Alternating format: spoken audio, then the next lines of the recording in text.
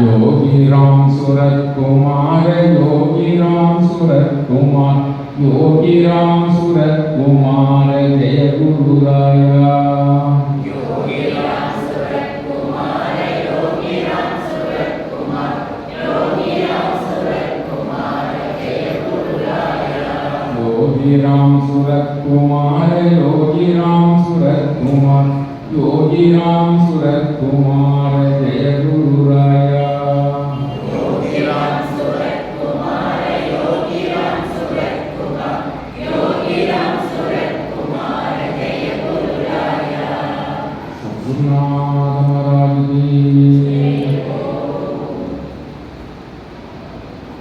எங்கெங்கும் திரிந்திடுவான், எங்கெங்கும் திரிந்திடுவான், யாதும் ஒரு பற்றில்லான். எங்கெங்கும் திரிந்திடுவான், யாதும் ஒரு பற்றில்லான். அங்கியை போல் தூயவனாம், அங்கியை போல் தூயவனாம், அருணகிரி தவயோகி.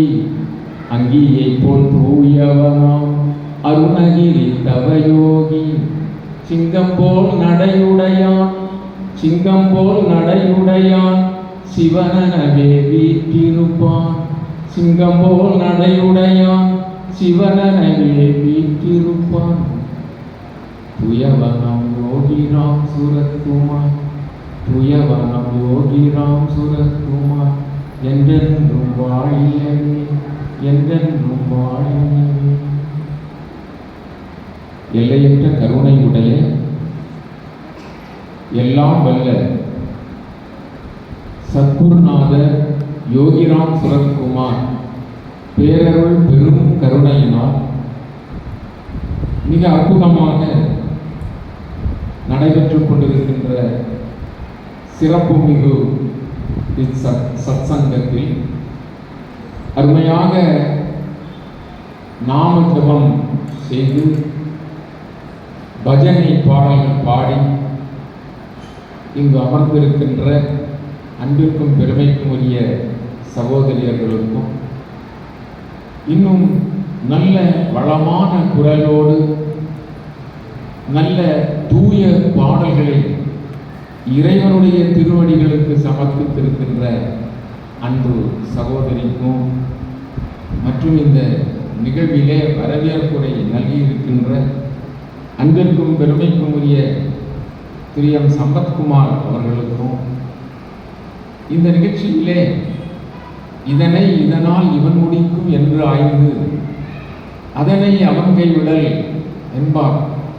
அதுபோல இந்த நிகழ்விலே இன்னார்தான் வாழ்த்துரை வழங்க வேண்டும் என்பதற்கு இணங்க மிக சிறப்பாக குறித்த நேரத்திலே குறைவற்ற நிறைவான வார்த்தைகளை மகிழ்வோடு மன்றம் ஏற்கின்ற விதத்திலே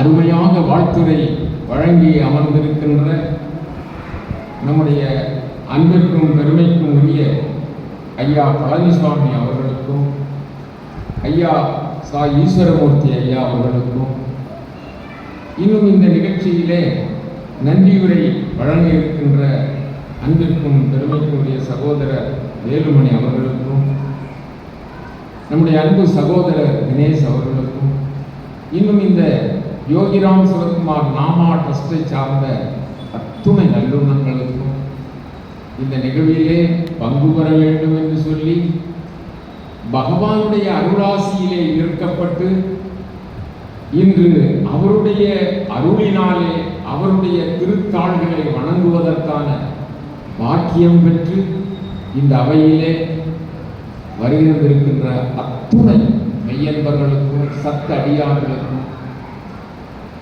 இறைநாமத்தை தினம் தினமும் ஜெபிக்கின்ற அந்த சாதனையாளர்களுக்கும் எல்லோருக்கும் நம்முடைய பணிவான வணக்கங்களை முதற்கொண்டு உரித்தாக்கிக் கொள்வோம். குருநாதர் அப்படி என்று சொன்னால் உலகிலே எத்தனையோ பிறவிகள் எல்லா சாத்திரங்களும் புராணங்களும் இதிகாசங்களும் நமக்கு விளக்குகின்றன. பிறவி எழுந்து கொண்டே இருக்கிறது. அதை பிறவி பெருங்கடல் என்று சொல்கிறார்கள். அப்படி அந்த பிறவி பெருங்கடல் என்று சொல்லுகின்ற சாகரத்திலே தத்தளித்துக் கொண்டு மயக்கம் என்று சொல்லுகின்ற மாயையிலே பீடிக்கப்பட்டு அதிலேயே மூழ்கி மூழ்கி பல ஜென்மங்களை கழித்துக் கொண்டிருக்கின்ற மனிதர்களுக்கு எப்பொழுது குருநாதர் கிடைக்கிறார் அப்படி என்று சொன்னால், பல ஜென்மங்களிலே செய்த புண்ணியம், அந்த புண்ணியத்தினுடைய நிறைவு நிலை, அந்த புண்ணியமானது பழுத்து நிறைவான அந்த பூரணத்தை அடைகின்ற பொழுது சத்குரு வாய்ப்பார். சத்குரு லகுவாக கிடைக்க மாட்டார். குருநாதர் லகுவாக கிடைக்க மாட்டார். அதனால் தான் குருவை பெற்றவர்கள், குருவை சரணடைந்தவர்கள், என்ன புண்ணியம் செய்தனை நெஞ்சமே, என்ன புண்ணியம் செய்து விட்டார், குருநாதர் கிடைத்திருக்கிறார் என்று சொல்லி அப்படி பெருமைப்படுகின்ற வகையிலே குருவினுடைய சிறப்பு அமைந்திருக்கிறது. பல நீங்கள் சிந்தித்து பார்க்கலாம். இந்த பிரபஞ்சத்திலேயே எத்தனையோ படைப்புகள், எத்தனையோ உயிரினங்கள், எத்தனையோ வகை வகையான மனிதர்கள், எத்தனையோ குணாதிசயங்களை உடையவர்கள், அவர்களெல்லாம் குரு நாட்டம் இல்லாமல் இருக்கிறார்கள், குரு சிந்தனை இல்லாமல் இருக்கிறார்கள், குரு வழிகாட்டுதல் இல்லாமல் இருக்கிறார்கள். அதனால் தான் சொல்லுவார், குருமார்க்கம் இல்லாது கருமார்க்கத்திலே போய்கொண்டிருக்கிறார்களே என்று சொல்லுவார். குருமார்க்கம், சத்குருவை நாம் என்ன செய்ய வேண்டும்? சரணடைய வேண்டும். குரு எப்பொழுது, குரு என்றால் யார்? அவர் எப்பொழுது நமக்கு வாய்ப்பார்? அது மிக மிக முக்கியம். குரு என்று சொன்னால் 4 வித நிலைகளை சொல்லுகின்ற பொழுது சரியை, கிரியை, யோகம், ஞானம் என்று சொல்லுவார்கள். அந்த 4வது நிலை இருக்கிறது அல்லவா, அந்த ஞான நிலையில் தான் நமக்கு மயக்கம் தீரும். அந்த மயக்கத்தை மாற்றுவதற்கு இருப்பவர் தான் குருநாதர். ஆகவே குரு ஞானத்தை வழங்கி அஞ்ஞானத்தை நீக்குவர். அஞ்ஞானமாகிய இருளை நீக்கி ஞானமான ஒளியை தருபவர் குரு. ஆகவே மனித வாழ்க்கையிலே குரு கிடைத்திருக்கிறார் என்று சொன்னால் அது மிக மிக பாக்கியம், மிக மிக புண்ணியம். அப்படி குரு கிடைத்திருக்கிறார் என்று சொல்லி அந்த குரு கிடைத்த பிறகும் அந்த குருநாதரை சிக்கன பிடிக்காமல், குருநாதருடைய திருவடியை சரணடையாமல், ஏதோ குருநாதர், நாம் போவோம் சத்சங்கத்திற்கு, வழிபடுவோம், அவருடைய நாமத்தை சொல்வார்கள், சொல்லுவோம், அப்படி என்று சொல்லுகின்ற மேலோட்டமான நிலை நமக்கு போதாது. குரு மீது அசைக்க முடியாத நம்பிக்கை வேண்டும், அசைக்க முடியாத உறுதிப்பாடு வேண்டும். அப்படிப்பட்ட அசைக்க முடியாத நம்பிக்கையில் நாம் குருநாதரை சிக்கன பிடித்தோம் என்று சொன்னால், யானுனை தொடர்ந்து சிக்கன பிடித்தேன் எங்களுக்கு அருள்வது இனி. அது மாதிரி முருக இருக சத்குருநாதரை பற்றி பிடிக்க வேண்டும். அப்படி பற்றி பிடிக்க வேண்டும் என்றால் எது வேண்டும்? நமக்கு நம்பிக்கை வேண்டும், நம்பிக்கை வேண்டும். இன்றைக்கு ஒரு அனுபவத்தை சொன்னார்கள். கழிந்த மாதத்திலே சத்சங்கம் நம்முடைய வீட்டிலே நடந்தது. ஐயா தெளிவாக ஆசிரியர் பெருமகனார் சொன்னார் அல்லவா. அதன் பிறகு என்னுடைய வீட்டிலே ஒரு சுபிட்ச நிலை, ஒரு மாறுதல், ஒரு தெய்வீகத்தன்மை, இவை தானாக மீறுகிறது என்று சொன்னார்கள். உண்மையிலேயே அதுதான் அனுபவமான ஒரு நிலை. எங்கெல்லாம் குருநாதருடைய அந்த திருவடி மகிமை பேசப்படுகிறதோ, எங்கெல்லாம் குருநாதருடைய திருநாமம் சொல்லப்படுகிறதோ, எங்கெல்லாம் குருநாதருடைய அந்த திவ்யமான ஒளி மிகுந்த அந்த தேஜஸை காண்கிறோமோ, அங்கெல்லாம் நமக்கு எல்லா சிறப்புகளும் வரும். அதனால்தான் திருமூலர் சொன்னார். அன்பு ஐயா அவர்கள் திருமந்திரத்தை சுட்டிக்காட்டினார்கள். அது என்ன சொல்லப்பட்டிருக்கிறது? தெளிவு குருவின் திருமேனி காண்டல். தெளிவு குருவின் திருமேனி காண்டல், தெளிவு குருவின் திருவார்த்தை கேட்டல், தெளிவு குருவின் திருநாமம் செப்பல். தெளிவு குரு சிந்தித்தல் தானே. இறைவனுடைய திருநாமம் அப்படிப்பட்டது. குருநாதர் சத்குருநாதர் இந்த நாமத்தை இந்த உலகுக்கு தந்திருக்கிறார். பகவான் சொல்லுவார், இந்த நாமம் இந்த பிச்சைக்காரனுடைய நாமம் என்று நினைத்து விடாதீர்கள். என் தந்தை உலகுக்கு இந்த நாமத்தை தந்திருக்கிறார். உலகுக்கு புதியதோர் இந்த நாமத்தை தந்திருக்கிறார். ஆகவே இந்த நாமத்தை பற்றிக் கொள்ளுங்கள் அப்படி என்று சொல்லி பகவான் சொல்லி இருக்கிறார். ஆகவே குரு கிடைப்பது அரிது. குரு கிடைத்து விட்டார் என்று சொன்னால் அவரை முருக பிடிப்பது மிக அரிது. அப்படி முருக பிடித்து அவர் மீது நம்பிக்கை வைத்து எல்லாம் குருநாதர் தான் என்று முழுக்க முழுக்க அவரோடு இருப்பது மிக மிக சால சிறந்தது. இம்மையிலே இப்பிறவியிலே நாம் எய்த வேண்டிய நன்னிலையை அடைந்து விடலாம், பரபோதத்தை அடைந்து விடலாம். ஜீவபோதத்திலே இருக்கிற நாம் பரபோதத்தை அடைய வேண்டும் என்று சொன்னால் பரம்பொருளாக இருக்கின்ற குருநாதருடைய திருவடியை பிடிக்க வேண்டும்.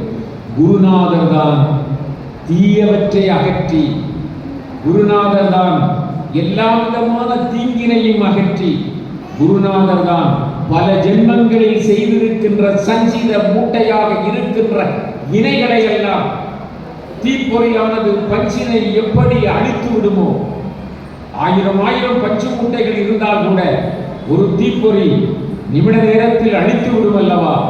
அதுபோல குருநாதருக்கு மட்டும்தான் நாம் கோயிலுக்கு போவோம், தெய்வ வழிபாடு செய்வோம், பல்வேறு நிலைகளிலே பல்வேறு பண்டிகைகளிலே போய் வழிபடுவோம். அப்பா, நான் இந்த மாசம் கோயிலுக்கு போய் வந்தேன், சந்தோஷம், நல்ல திருப்தியா இருக்கிறேன் சொல்லுவோம். இவையெல்லாம் நம்முடைய ஆன்ம லாபத்திற்கு உதவி செய்வது ஆகாது. ஆன்ம லாபத்திற்கு உதவி செய்வது குருநாதரால் தான் முடியும். இது நம்முடைய வார்த்தை அல்ல, இது வேதத்தினுடைய முடிந்த முடிவு. அதனால் தான் அருணகிரிநாதர் இங்கு பாடினார் அல்லவா, குருவாய் வருவாய் அருள்வாய் புகனே என்று சொன்னார். குருவாகத்தான் வர வேண்டும். சனகாதி முனிவர்கள் எப்படிப்பட்டவர்கள்? அவர்கள் பிறவியிலே ஞானிகள். சனகர், சனந்தனர், சனாதனர், சனத்குமாரர் என்று சொல்லுகின்ற சனகாதி முனிவர்கள் பிறவியிலேயே ஞானிகள். ஆனால் குருவை தேடி சென்றார்கள். பரம்பொருள் தான் குருவாக வருவார். யாரும் எள்ளளவேனும் எள்ளின் மூக்களவேனும் நீங்கள் நம்பிக்கையில் மாறாது இருங்கள். குருநாதர் யார்? சாதாரண ஒரு மனிதர் அல்ல, சாதாரண ஒரு நிலையிலே நம்மை போல் வாழ்ந்தவர் என்று நினைத்து விடாதீர்கள். குருநாதர், குருகீதை சொல்லுகிறது, சிவ ஏவ சாட்சாத் குரு. அந்த உலக நாயகனாகிய பரம்பொருள் தான் அங்கு இங்கு எனாதபடி எங்கும் பிரகாசமாக நீக்கமர நிறைந்திருக்கிற அந்த ஆனந்த பரம்பொருள் தான் நம்மை கரையேற்றுவதற்காக, நம்மை இந்த பிறவி கடலிலிருந்து விடுவிப்பதற்காக அந்த பகவானே மனித சட்டை தாங்கி வருகிறார். ஆகவே சத்குரு யோகிராம் சுரத்குமார் சொல்லுவார், இந்த பிச்சைக்காரனை பார்த்தவர்கள் முதலிலே என்ன கண்ணோட்டத்தில் பார்ப்பார்கள்? இவர் சாதாரண ஒரு மனிதர் என்றுதான் பார்ப்பார்கள். அவரே சொல்லி இருக்கிறார். அது உண்மை அல்ல. ஆனால் படிப்படியாக சாதாரண ஒரு விசிறி சாமியார், சாதாரணமாக திருவண்ணாமலையிலே வாழ்ந்தவர், அவரை கடவுள் என்று சொல்கிறார்கள், கடவுளின் குழந்தை என்று சொல்கிறார்கள். போய் பார்ப்போம் என்று சொல்லி பார்க்கலாம். அவரை பார்த்த மாத்திரத்திலே அவர் சிகரெட் குடித்துக் கொண்டிருக்கிறார், அவர் அழுக்கடைந்த போர்வைகளை போர்த்தி கொண்டிருக்கிறார், அவர் அழுக்காக இருக்கிறார் என்று சொல்லி அருகாமையில் செல்லக்கூட முடியாமல் சிலர் போயிருக்கிறார்கள். அவர் சிகரெட் குடித்துக் கொண்டிருக்கிறார் என்று இது மாதிரி செய்வார்களா என்று வெறுத்து போயிருக்கிறவர்கள் நிறைய பேர் இருக்கிறார்கள். ஆனால் அதெல்லாம் எப்படி என்று சொன்னால் நம்முடைய வினை மறைக்கிறது, நம்முடைய வினை அவரை நெருங்க முடியாமல் தடுக்கிறது. ஆகவே சாதாரண மனிதன் என்று சொல்லி நினைத்து கூட இந்த பிச்சைக்காரனிடம் நெருங்குகிறவர்கள் எப்படி நெருப்பை நெருங்குகின்ற பொழுது தன்னுடைய குளிர் நீங்கி போகிறதோ அதுபோல வினைகளெல்லாம் நீங்கி போகும்.